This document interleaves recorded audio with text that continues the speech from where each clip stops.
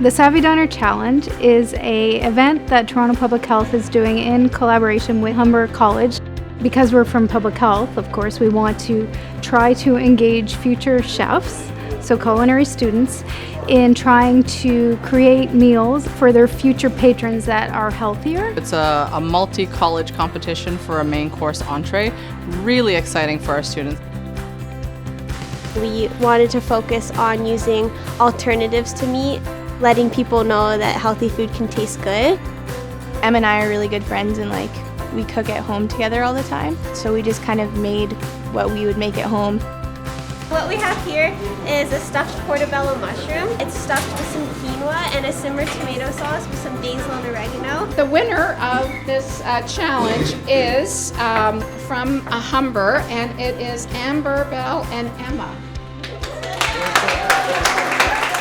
I love it so much that the nutrition students won, mostly because they had the least experience in a kitchen and they brought the most flavor to the plate. We were really shocked when we heard we won. You never know what's gonna happen, right? You might be really good at culinary and find out later.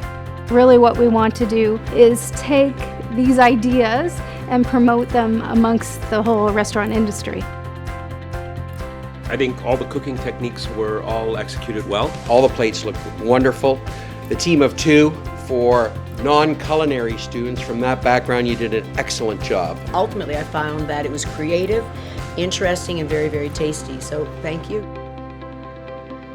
Super excited to have competitions at Humber, especially one like this that showcases not only culinary talent, but seeing the wealthful side of life. So having healthy choices and living healthfully. It's going to be the wave of what chefs are going to have to do in the future.